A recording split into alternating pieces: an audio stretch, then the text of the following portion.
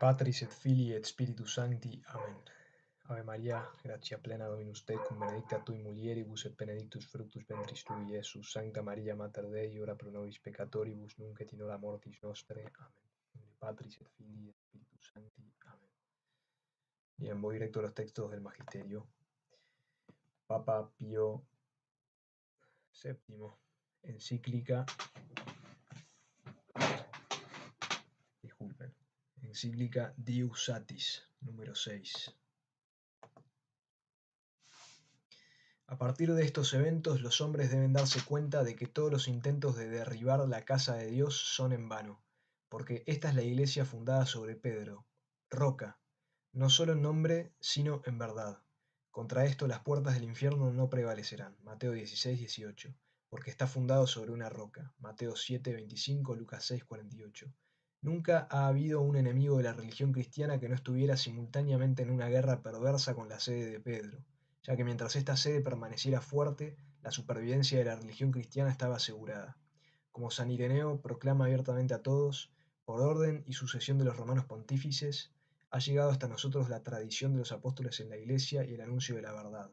Y esta es la demostración más completa de que es la misma fe vivificante que se ha conservado en la Iglesia hasta ahora desde la época de los apóstoles y se ha transmitido en la verdad. Esto es de San Ireneo Adversus Hereses. Perdón. Papa León XII. León XII. Encíclica Ubi Primum, números 22 a 23. Pero si se quiere buscar el verdadero origen, perdón, una pausa, esto es números 22-23 de la edición inglesa, ¿sí? Dice, pero si se quiere buscar el verdadero origen de todos los males que ya hemos lamentado, así como de los que pasamos por alto en aras de la brevedad, seguramente encontrará que desde el principio siempre ha sido un obstinado desprecio por la autoridad de la Iglesia. La Iglesia, como enseña San León Magno, en amor ordenado, acepta a Pedro en la sede de Pedro y ve y honra a Pedro en la persona de su sucesor, el romano pontífice. Pedro todavía mantiene la preocupación de todos los pastores por cuidar de sus rebaños, y su alto rango no falla ni siquiera en un heredero indigno. Repito, su alto rango no falla ni siquiera en un heredero indigno. En Pedro, pues, como acertadamente observa el mismo santo doctor, se fortalece el valor de todos y se ordena de tal modo la ayuda de la gracia divina, que la constancia conferida a Pedro por medio de Cristo se confiera a los apóstoles por medio de Pedro. Es claro que el desprecio de la autoridad de la Iglesia se opone al mandato de Cristo, y por consiguiente se opone a los apóstoles y a sus sucesores, a los ministros de la Iglesia que hablan como sus representantes. El que os oye a mí, perdón, el que os oye, me oye a mí, y el que os desprecia, me desprecia a mí. Lucas 10, 16. Y la Iglesia es columna y firmamento o fundamento de la verdad, como enseña el apóstol Pablo, en primera carta a Timoteo, capítulo 3, versículo 15. Refiriéndose a estas palabras, San Agustín dice, quien esté sin la Iglesia no será contado entre los hijos, y quien no quiera tener a la Iglesia por madre no tendrá a Dios por padre. Quien no quiera tener a la Iglesia por madre no tendrá a Dios por padre. Por eso, venerables hermanos, tened presente todas estas palabras y reflexionad sobre ellas con frecuencia. Enseña a tu pueblo una gran reverencia por la autoridad de la Iglesia que ha sido establecida directamente por Dios. No pierdas el corazón. Con San Agustín decimos que a nuestro alrededor rugen las aguas del diluvio, es decir, la multiplicidad de enseñanzas contradictorias. No estamos en la inundación, pero nos rodea. Estamos en apuros, pero no abrumados, golpeados, pero no sumergidos. Mismo Papa, Exhortación Apostólica Pastoris Eterni, número 4. Si cada uno de vosotros, a la luz de la fe, medita dentro de sí mismo estas verdades con tranquilidad de espíritu ante su crucifijo, le será fácil ver que el resultado de consignas como las que habéis oído no puede ser otra cosa que separando vosotros del romano pontífice y de los obispos en comunión con él para separaros de la Iglesia Católica en su totalidad, y en consecuencia dejaréis de tenerla por madre.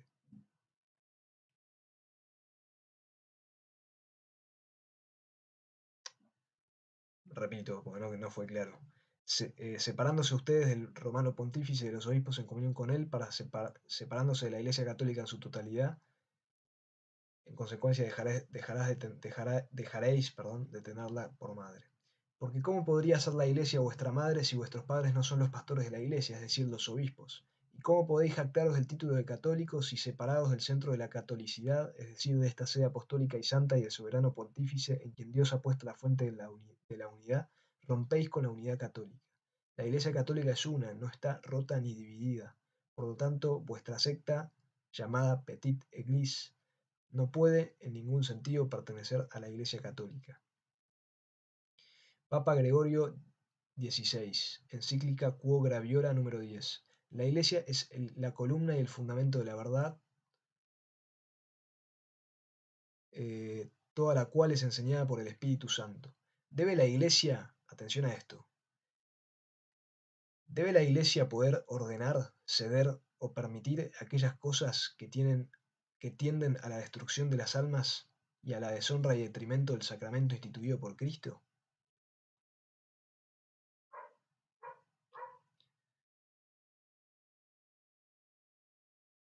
Repito de nuevo, la traducción mejor no es si debes, sería si puede la Iglesia, es en tono de pregunta, ¿puede la Iglesia ordenar, ceder ante o permitir aquellas cosas que tienden a la destrucción de las almas y a la deshonra y detrimento del sacramento instituido por Cristo? Esto es Gregorio XVI, encíclica Quo Graviora número 10. Punto de meditación para todos aquellos que dicen que el novus ordo es intrínsecamente perverso.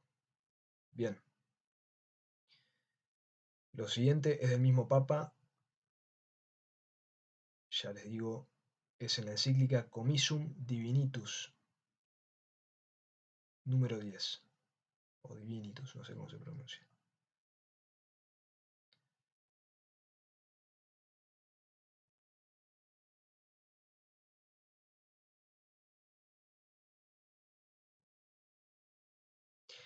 Jesucristo confirió a su Iglesia el poder supremo de administrar la religión y gobernar la sociedad cristiana.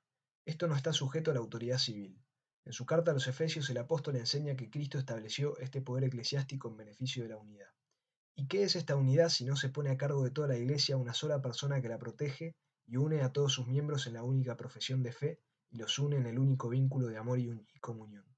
La sabiduría del legislador divino ordenó que se colocara una cabeza visible sobre un cuerpo visible para que, una vez establecida, se elimine la oportunidad de división. Por lo cual, aunque para todos los obispos a quienes el Espíritu Santo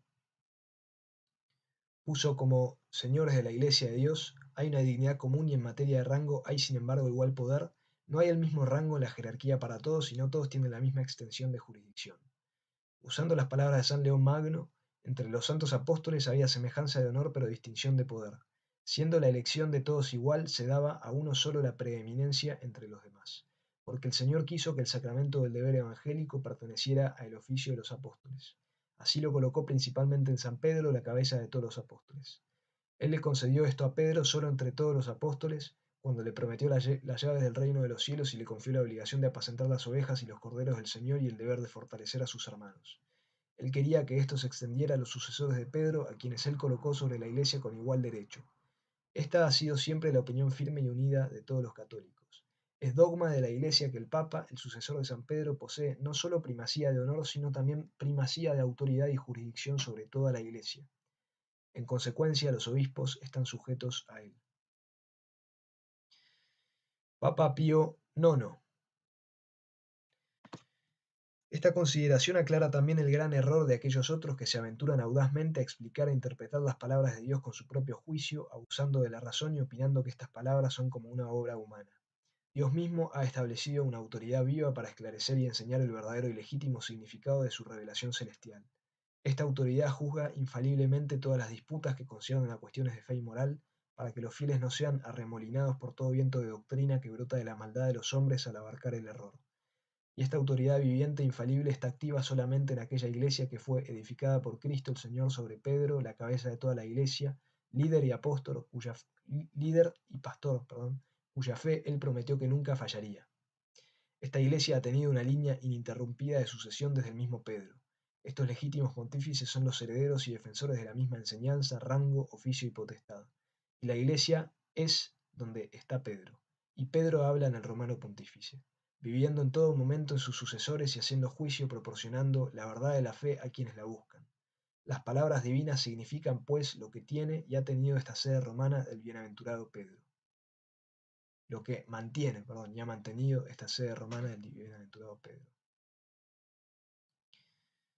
Porque esta madre y maestra de todas las iglesias ha conservado siempre entera e incólume la fe que le fue encomendada por Cristo el Señor.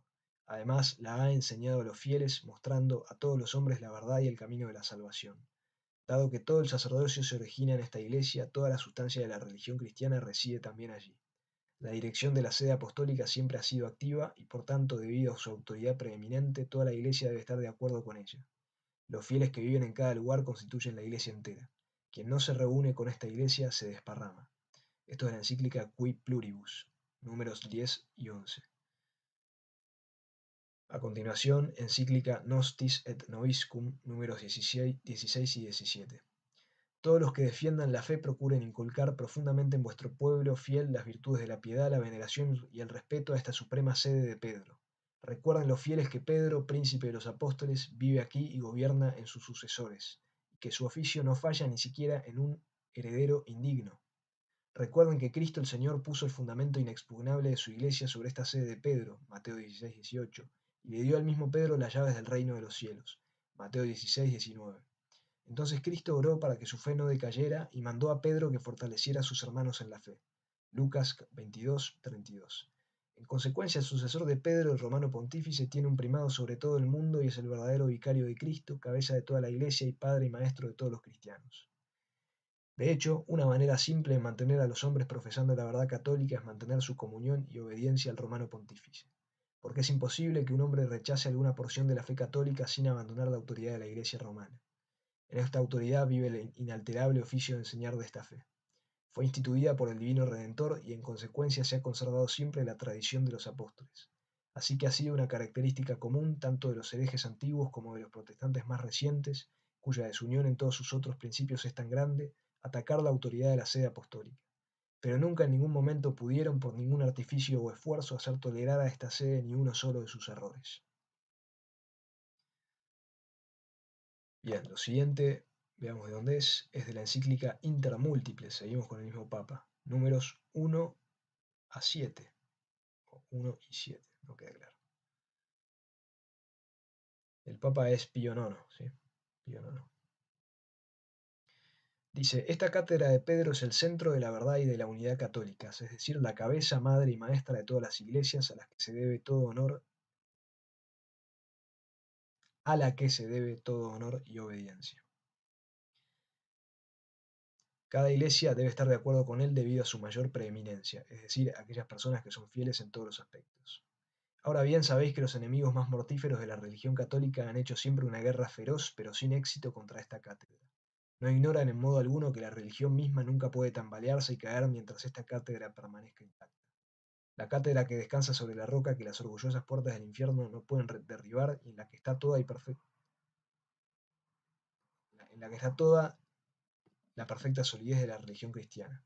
Por tanto, por vuestra especial fe en la Iglesia y especial piedad hacia la misma cátedra de Pedro, os exhortamos a dirigir vuestros constantes esfuerzos para que el pueblo fiel de Francia evite los engaños y errores astutos de estos conspiradores y desarrolle una relación más filial, afecto y obediencia a esta sede apostólica. Vigilad en los actos y en las palabras para que los fieles crezcan en el amor por esta santa sede, la veneren y la acepten con entera obediencia. Deben ejecutar lo que la santa sede misma enseñe, determine y decrete. Encíclica Qui Nuper, número 3. Tampoco permitiremos nada en contra de la santidad del juramento por el cual nos obligamos cuando, aunque sin merecerlo, ascendimos al trono supremo del príncipe de los apóstoles, la ciudadela y baluarte de la fe católica. Qué gloria leer estas cosas. Encíclica Amantissimus, números 2 y 3.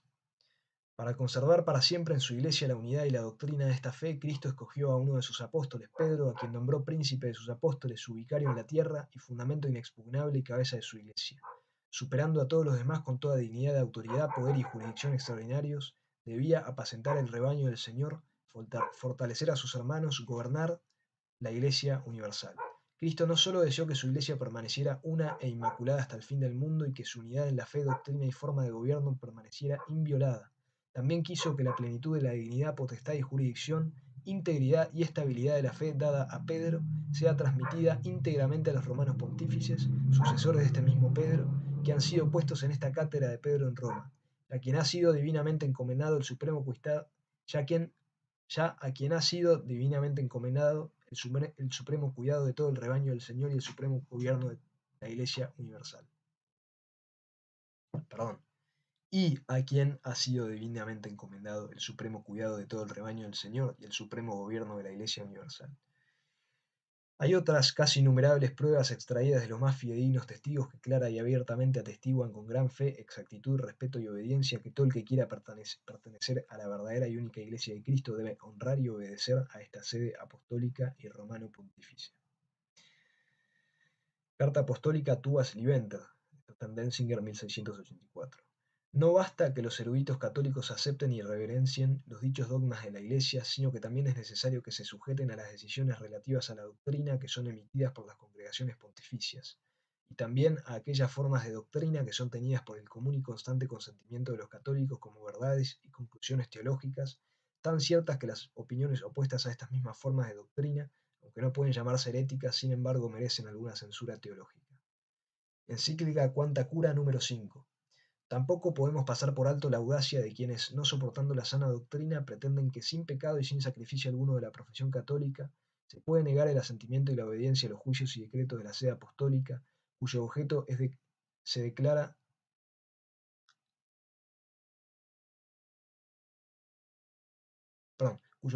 declarado concerniente al bien general de la Iglesia y a sus derechos y disciplina, por lo que no toca los dogmas de la fe y la moral. Pero no se puede encontrar a nadie que no vea y comprenda clara y distintamente cuán gravemente se opone esto al dogma católico del pleno poder dado por Dios, por Cristo nuestro Señor mismo, al romano pontífice de alimentar, gobernar y guiar a la Iglesia universal.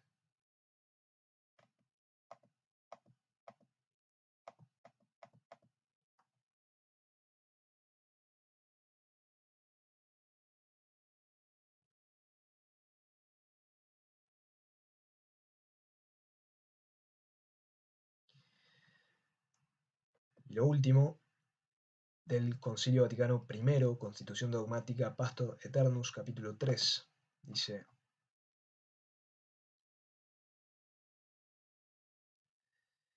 puesto que el romano pontífice, por el derecho divino del primado apostólico, gobierna a toda la Iglesia, también enseñamos y declaramos que es el juez supremo de los fieles y que en todos los casos que caen bajo la jurisdicción eclesiástica se puede recurrir a él,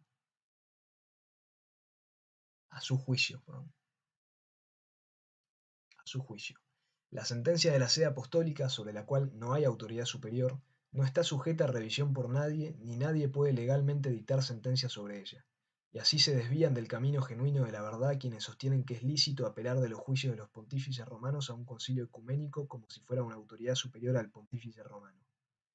Así pues, si alguno dijere que el romano pontífice tiene meramente un oficio de vigilancia y dirección, y no el pleno y supremo poder de jurisdicción sobre toda la Iglesia, y esto no solo en materia de fe y moral, sino también en las que conciernen a la disciplina y gobierno de la Iglesia dispersa por todo el mundo, incluido la liturgia, ¿no? La promulgación de un nuevo rito. ¿Sí? No lo dice esto, lo digo yo. ¿Sí? Continúo citando. O que posee solo la parte principal pero no la plenitud absoluta de este supremo poder, o que este poder suyo no sea ordinario e inmediato sobre todas y cada una de las iglesias y sobre todos y cada uno de los pastores y fieles, sea anatema. Bien, hasta acá lo de esta sección. Seguiremos con lo que falta. Ya, creo que llega hasta San Pío X esto. Recuerdo que estas traducciones son de Google, ¿sí? Son bastante claras y precisas, pero no son perfectas. Así que, ante la duda, pueden ir a los documentos que están en internet. ¿Sí? Que el Señor nos conceda la gracia de una debida y justa fidelidad y veneración hacia el sumo pontífice, vicario de Cristo en la tierra. Por Jesucristo nuestro Señor. Amén. In nomine Patris et Filii et Spiritus Sancti.